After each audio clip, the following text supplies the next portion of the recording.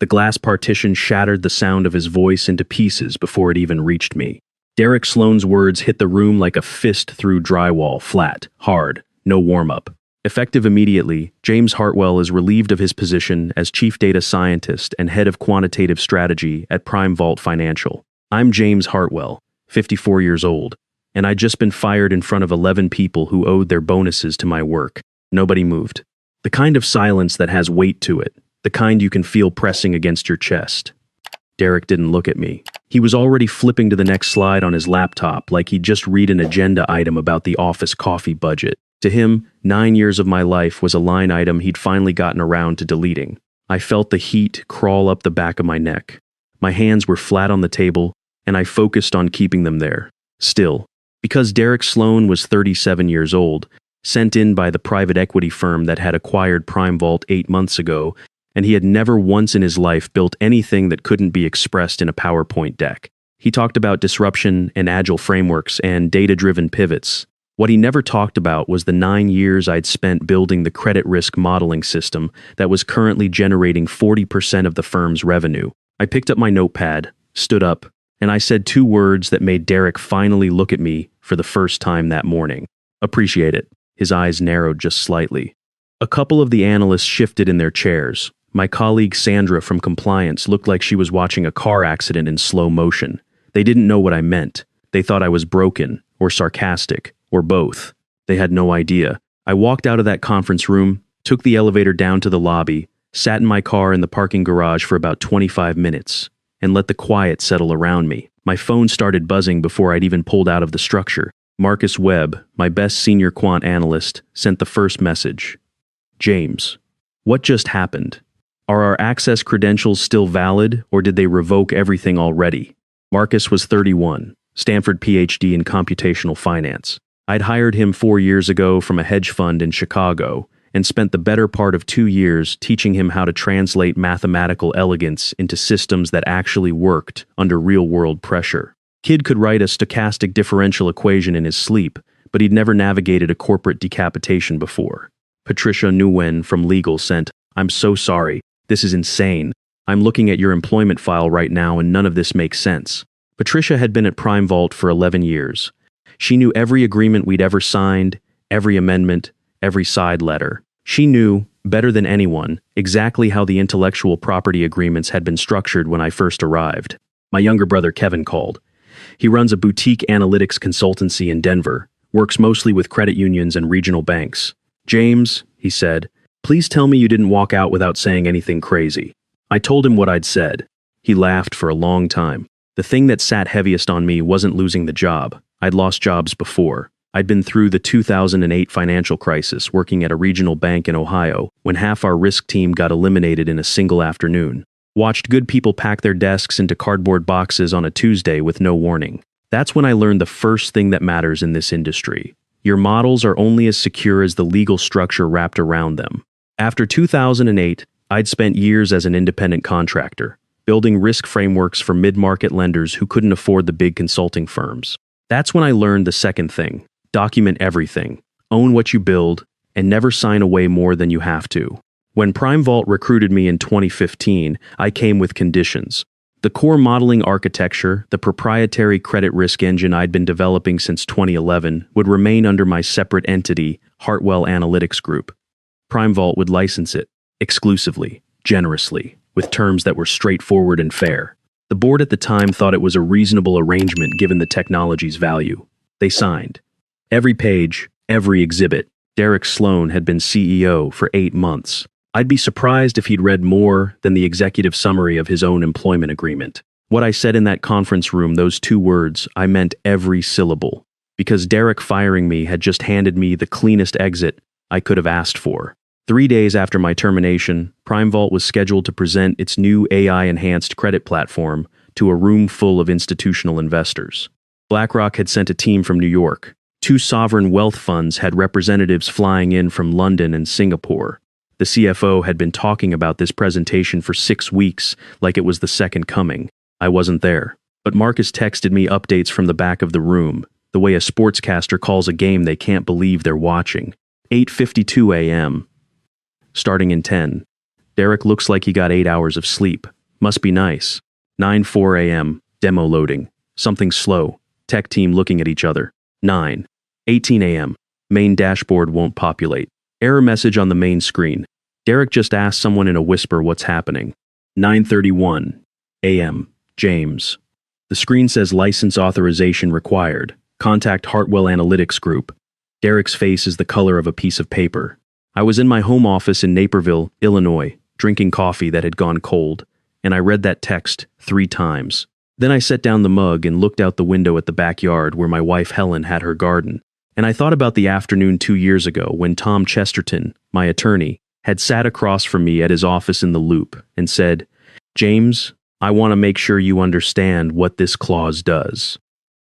Because it's unconventional, and we need the board to actually read it before they sign." They signed it. The licensing framework required periodic renewal authorization from the patent holder Hartwell Analytics Group. The renewal process was tied to a confirmation protocol that required the original architect's credentials. If the architect was terminated without a formal knowledge transfer agreement and a 90-day transition protocol, the license would suspend automatically and revert control entirely back to my entity. Subsection 4.3a of the Intellectual Property Licensing and Maintenance Agreement, signed by the Prime Vault board during our budget restructuring 18 months earlier. The same board that had just watched Derek fire me. 9:47 a.m. BlackRock's guy just asked if Prime Vault actually has operational control of the system they're pitching. Derek said he'd follow up. 10:02 a.m. Both sovereign wealth funds have left the room. Derek is on his phone. Nobody from his team is making eye contact with anyone. I sat back in my chair and thought about the 43 credit portfolios our system was actively managing at that moment. We weren't just running analytics for Prime Vault's internal book.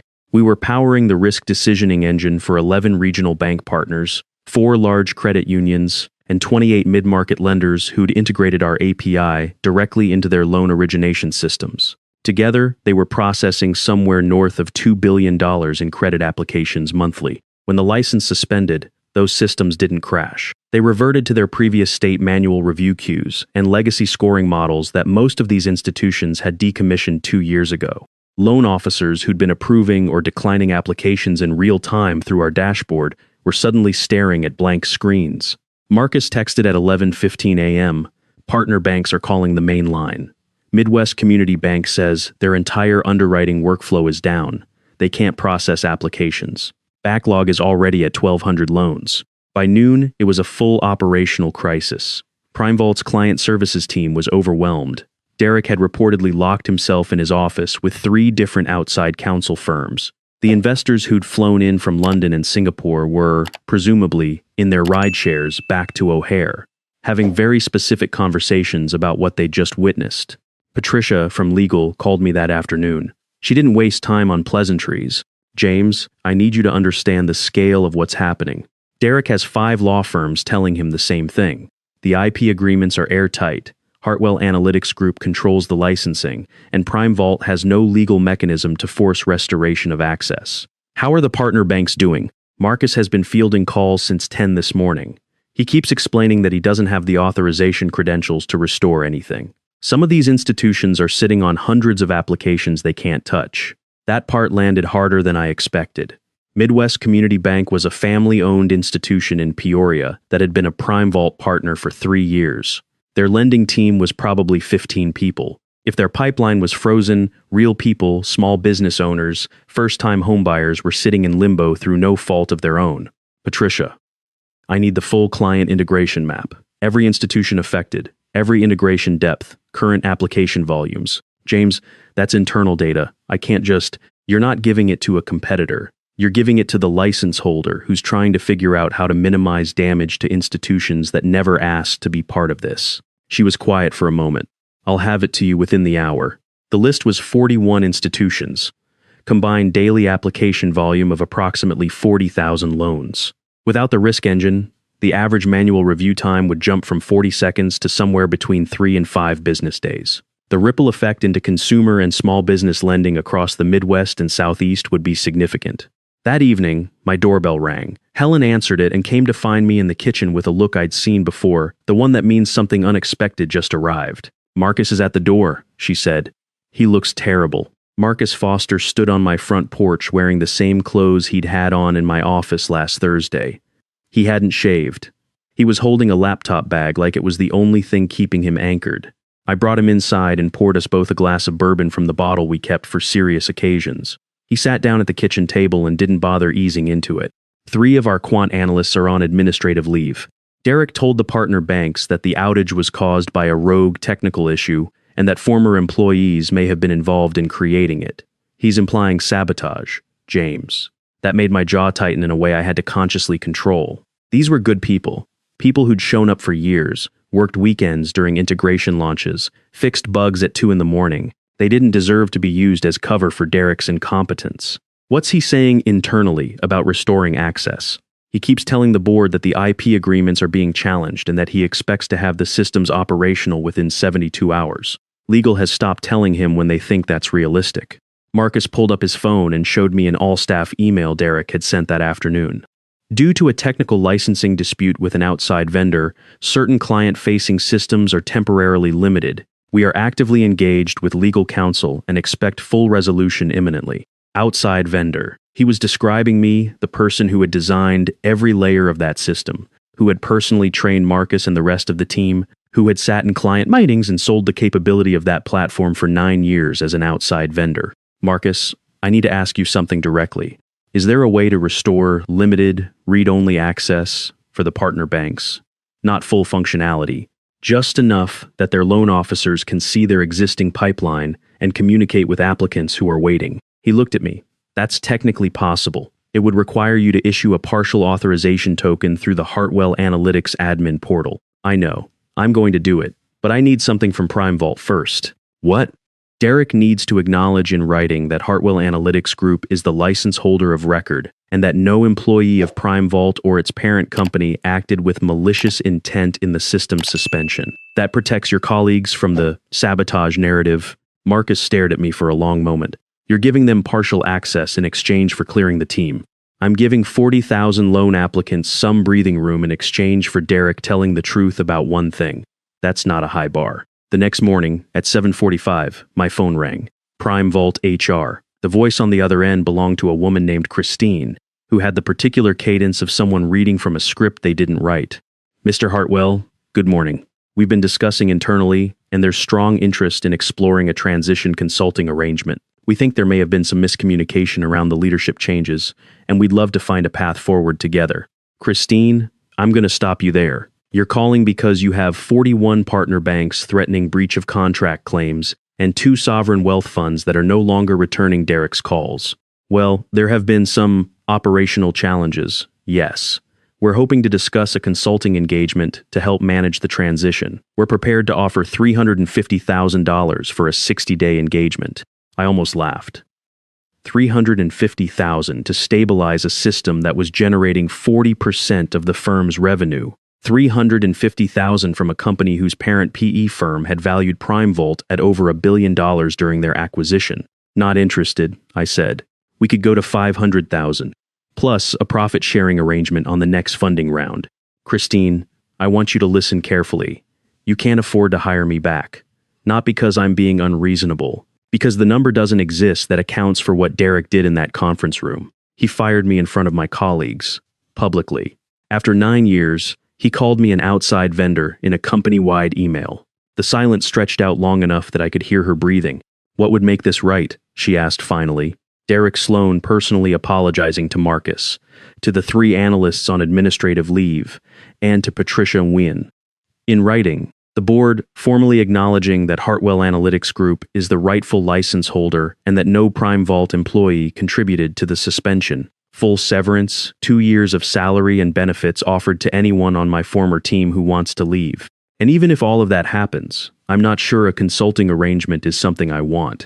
Mr. Hartwell, these partner institutions are experiencing real operational harm. Then maybe Derek should have considered that before he decided to discard 25 years of quantitative finance experience because he wanted to put his own person in the role. I hung up. 4 days later, I received an email I hadn't expected. The name in the sender field was one I hadn't seen in 3 years. Nathan Graves, Chief Strategy Officer at Meridian Capital Group, James. Heard about the situation. If you have 30 minutes for coffee, I think it's worth your time. Nathan. Nathan and I had worked together briefly during a joint project between Prime Vault and Meridian back in 2020. He was sharp, understated, the kind of person who asked exactly one question in a meeting and somehow made everyone else's 3 questions seem redundant. Meridian was Prime Vault's most direct competitor in the regional lending intelligence space. They had strong distribution and a solid client network, but had never managed to build a proprietary risk engine with the same predictive depth as ours.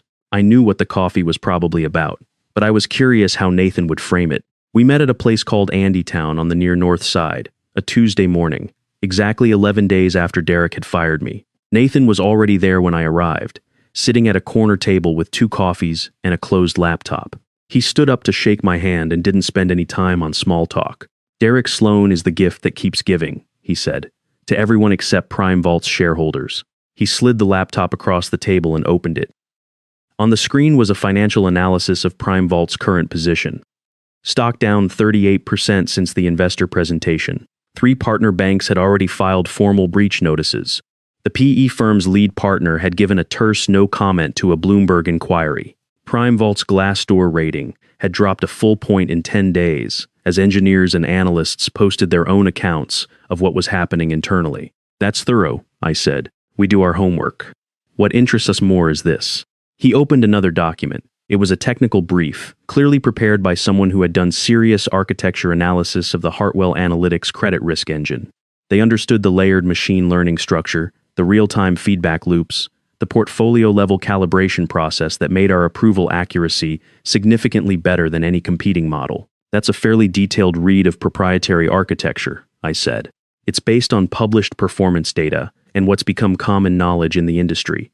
But here's the point, James. You own that architecture. Hartwell Analytics Group holds the patents, and Prime Vault has just demonstrated, publicly, that they don't know what they had until they lost it." He closed the laptop. "Meridian wants to acquire the full patent portfolio, not a licensing arrangement, full acquisition." I looked at him. "What kind of number are we talking? $780 million. Full purchase of the Hartwell Analytics intellectual property portfolio, plus a 5-year engagement as our chief analytics officer at $2.5 million annually. You'd have full authority over technical direction, team composition, and product roadmap. No Derek Sloans in the org chart between you and the board." I sat with that for a moment. $780 million for intellectual property that Prime Vault had assumed they controlled and couldn't touch. For 9 years of work that Derek had dismissed as something any competent team could replicate. This is a real offer, board approved? Approved last Thursday. We accelerated after the investor presentation story broke. We'd been watching the situation for some time, but that event made it clear that the window was now. Nathan leaned forward slightly.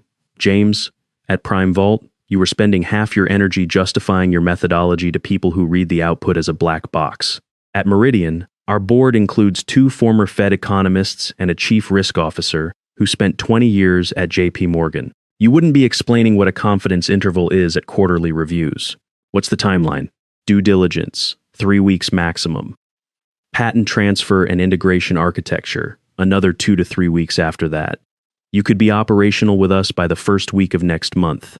I thought about Marcus, about the 3 analysts on administrative leave, about Patricia, who'd been at Prime Vault longer than me, and who deserved better than watching the place she'd given 11 years to collapse from the inside.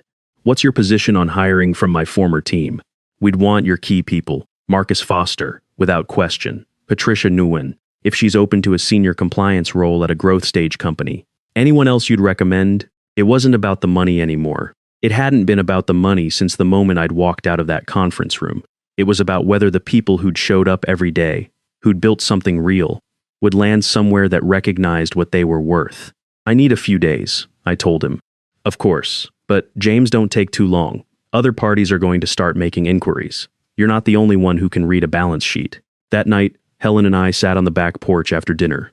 She'd watched me navigate the week the way she'd watched me navigate every hard thing in 26 years of marriage, steady, present, not trying to fix it for me, just there. She's a pediatric occupational therapist. She has more patience and more genuine intelligence about people than anyone I've ever met. "What does your gut say?" she asked. That Derek Sloan made the same mistake people always make with technical work. He thought the value lived in the output, the dashboards, the approval rates, the revenue numbers, He never understood that the value lives in the person who knows why the model makes the decisions it makes. You can't fire that understanding out of a room and keep the thing running. She was quiet for a moment. And the $780 million? I looked out at her garden. The tomatoes were coming in. She'd been growing them in the same raised beds for 12 years. It means we never have to worry about anything again. It means Kevin's kids can go to whatever college they want and will help without flinching. It means I can do the work I actually want to do, with people who understand it, for as long as I want to do it. Then you already know, she said. I called Tom Chesterton the next morning. Tom had been my attorney since my contracting days, had structured every IP agreement I'd ever signed, and was the person most responsible for the legal architecture that was now making this moment possible. I told him about Meridian's offer. He was quiet for approximately 4 seconds, which for Tom is a very long silence. James, that's a transformative transaction. Can we close it clean? No exposure from the Prime Vault side? Completely clean. Hartwell Analytics Group holds the patents unencumbered. Prime Vault's licensing agreement suspended upon your termination, exactly as designed. They have no standing to block, delay, or contest this transaction. Legally, you have every right to sell to whoever you choose. We spent the better part of an afternoon going through the details: valuation methodology, patent transfer protocols, tax structuring for a transaction of this size, employment agreement terms for the consulting engagement. Tom had been anticipating something like this for 2 years, ever since we'd put the suspension clause into the licensing agreement. His team was ready. Everything is solid, he told me at the end. The only question is whether you're ready to move. I called Nathan back that afternoon. Let's do it, I said. The following Friday, 10 days after my termination, my doorbell rang at 7 in the evening. Helen came to find me in my home office, and her expression was the same one as when Marcus had shown up, except different in a way I couldn't immediately place. Derek Sloan is at the door, she said. I let him in. He looked like a man who had not slept in a week, because he probably hadn't. He was in a weekend casual outfit that somehow still looked expensive, but the effort of it seemed hollow, like a costume. I brought him into the living room and didn't offer him a drink. He sat down on the edge of the couch and looked at his hands for a moment. James, this has to stop. You're not just hurting Prime Vault. You're hurting the people you used to work with. 3 of your own analysts are on leave. Partner banks are threatening to sue. The PE firm is breathing down my neck. I have 300 employees who don't know if they're going to have jobs in 60 days. Derek, I want you to think carefully about what you're saying. You terminated me, publicly, in front of my team. You called me an outside vendor in an all-staff email. You let your communications team imply that my colleagues may have been involved in deliberate sabotage. You did all of that without reading the agreements your own board had signed. I was working with the information I had. You had 9 years of documented performance. You had a risk engine generating 40% of firm revenue. You had a team that had given you everything. That was your information, and you looked at it and decided none of it mattered. He didn't say anything for a moment. What do you want? Name a number. Derek, I'm going to tell you something that I need you to actually hear. This stopped being about a number the day you fired me. What I want is for Marcus and my other colleagues to be formally cleared of any implication of wrongdoing. In writing, signed by you and the General Counsel. I want 2 years of salary and full benefits offered to every member of my former team who wants to leave. And I want Prime Vault to honor their obligations to the partner institutions during the transition, not blame them, not stall them, just honor them. He looked at me. And then I'll issue a partial authorization to restore read-only access for partner banks so their teams can manage their existing pipelines while the situation resolves. As a courtesy to the institutions, not to Prime Vault. And the patents? The patents are being acquired by Meridian Capital Group. That transaction is proceeding regardless of this conversation. Derek stared at me the way a person stares at something they can't believe is actually happening. You're selling to Meridian. Yes, James, those are our clients. Half our market. If Meridian has this technology, they'll have it regardless of what Prime Vault does now. The only question is whether your employees land somewhere soft or get caught in the wreckage of something that didn't have to happen. He sat there for a long time. Then he nodded once, slowly, like a man agreeing to something he has no remaining argument against. I'll have legal send you the written statement by Monday morning. He stood up, walked to the door. I watched him go to his car in the driveway, a car that probably cost more than most of the loan applicants in our partner bank's pipelines earned in 3 years. And I didn't feel the satisfaction I thought I might. I felt tired and strangely calm, like the long math of the last 9 years had finally resolved to its correct answer. The signing was 11 days after that. Meridian Capital Group's headquarters in downtown Chicago was everything Prime Vault had been working to become: clean, serious, full of people who talked about methodology instead of optics. Nathan met me in the lobby. "Ready?" he said. The contract was 61 pages. It came down to this. Hartwell Analytics Group was transferring its complete credit risk modeling patent portfolio to Meridian Capital Group for $780 million. I was signing on as Chief Analytics Officer for 5 years at $2.5 million annually, with full authority over technical direction, hiring, and product development. No reporting relationship to anyone who didn't understand what a model residual was. I signed my name 22 times. Each signature felt like putting down something heavy I'd been carrying for longer than I'd realized. "Welcome to Meridian," Nathan said, shaking my hand. "First order of business? Hire my team," I told him. "Most of them are going to be available within the month." The news reached the market 2 hours after we signed. Prime Vault loses proprietary credit engine in $780 deal with Meridian. Their stock dropped 41% before trading was halted. By close of business, the parent PE firm had lost over $1 billion in paper value. The story ran in the Wall Street Journal the following morning, including a paragraph about how the licensing structure had been board approved 2 years earlier, and how the suspension clause had functioned exactly as designed. Derek Sloan resigned that Thursday. The board released a statement about pursuing a strategic realignment. What they meant was that the man who had fired the person who built the engine had just watched the engine drive away. Marcus called me that evening. His voice had a quality in it I hadn't heard in a long time, the sound of someone who has just exhaled something they'd been holding for weeks. "James, is it real?" "Every bit of it. And Meridian is actually hiring? I have a meeting with HR tomorrow morning. You'll have an offer letter by the end of the week. Same work, better support. Leadership that understands what we're building."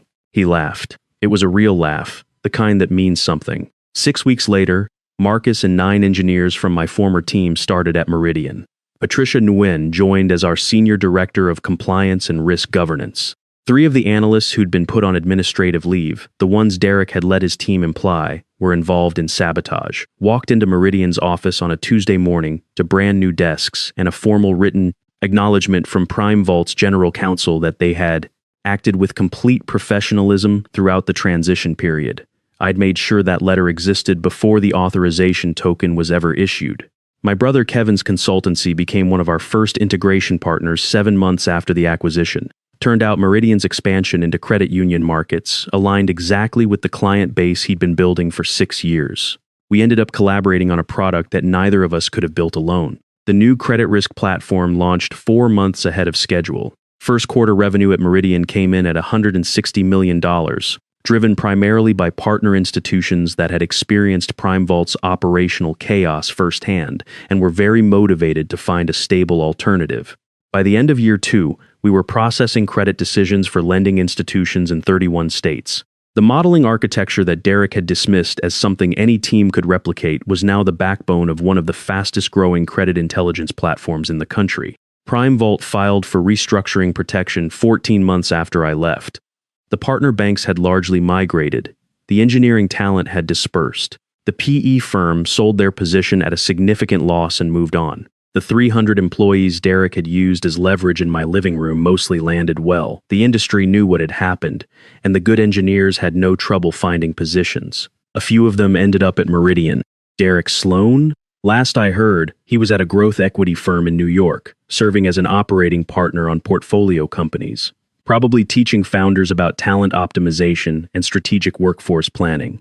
I'm 55 now. I drive 40 minutes to the Meridian office 3 days a week and work from home the other 2. Helen and I have a place in northern Michigan we get to every other weekend from May through October, a few miles from Lake Huron where the water is cold and the mornings are quiet. I'm working on problems I chose to work on, with people I chose to work with, inside a structure that I helped design from the ground up. When people ask me if I have any regrets about how it all unfolded, the honest answer is no. What I have is clarity about why things went the way they did, and it has nothing to do with revenge. Derek Sloan wasn't uniquely terrible. He was a specific and unfortunately common kind of leader, someone who had learned to speak the language of innovation without ever learning what it cost to produce it.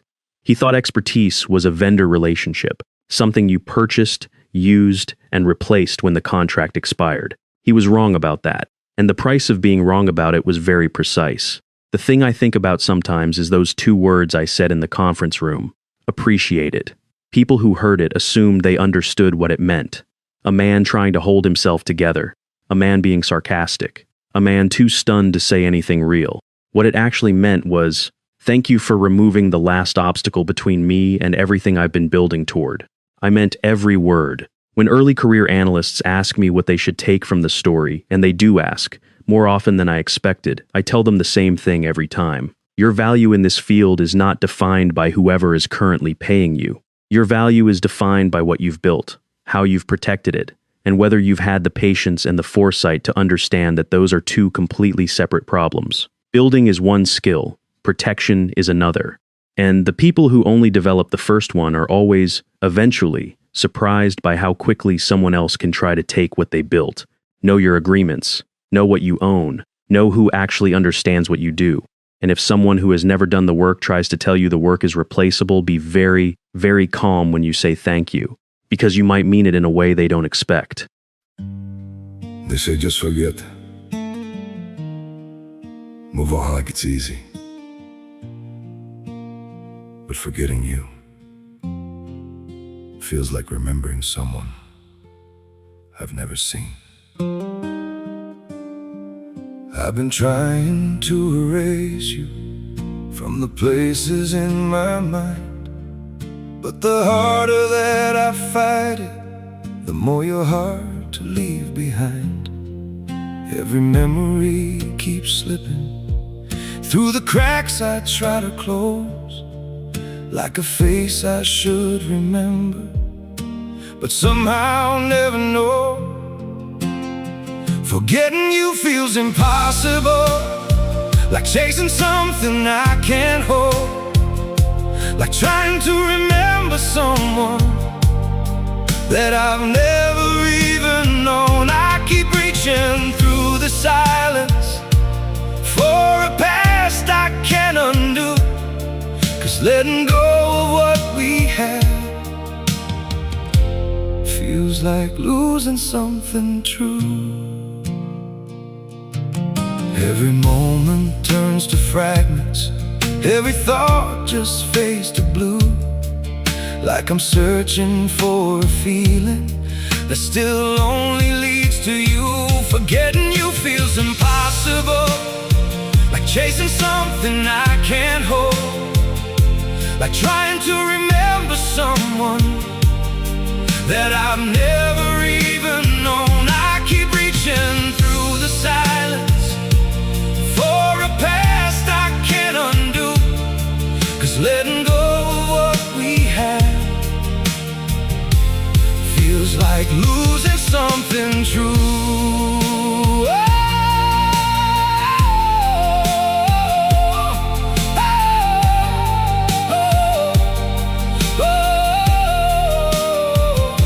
If I never met you, maybe I would know just how to heal. But now every empty moment still reminds me what is real. Forgetting you feels impossible, like chasing something I can't hold, like trying to remember someone that I've never even known. I keep reaching through the silence for a past I can't undo, 'cause letting go of what we had feels like losing something true.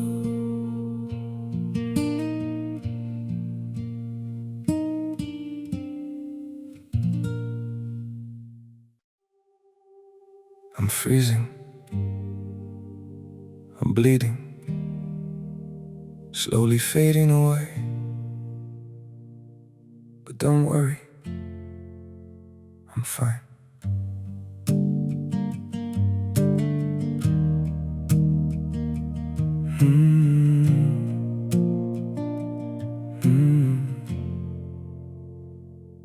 colder settle in my heartbeat, like winter living in my veins. Every breath feels numb and fragile, every smile just hides the pain. I'm breaking quietly in silence, falling slow without a sound. Yet I keep saying I'm okay, while my world burns to the ground. I'm frozen here, I'm bleeding slowly, dying piece by piece inside. But I still whisper, it's alright, just to keep you from goodbye. I'm shattered, love, but don't you worry, I'll pretend till my last breath. Even while my soul is fading, I'll say everything's okay. Maybe pain just learned to live here, maybe sorrow feels like home. So I wear my wounds like armor and survive them all alone. I'm frozen here, I'm bleeding slowly, dying piece by piece inside. But I still whisper, it's alright, just to keep you from goodbye. I'm shattered, love, but don't you worry, I'll pretend till my last breath. Even while my soul is fading, I'll say everything's okay. If you ever see me smiling, no, it's just my last defense. 'Cause sometimes love means hiding how much you're suffering. No, I'm frozen here, I'm bleeding slowly, dying piece by piece inside. But I still whisper, it's alright, just to keep you from goodbye. I'm shattered, love, but don't you worry, I'll pretend till my last breath. Even while my soul is fading, I'll say everything's okay. It's okay.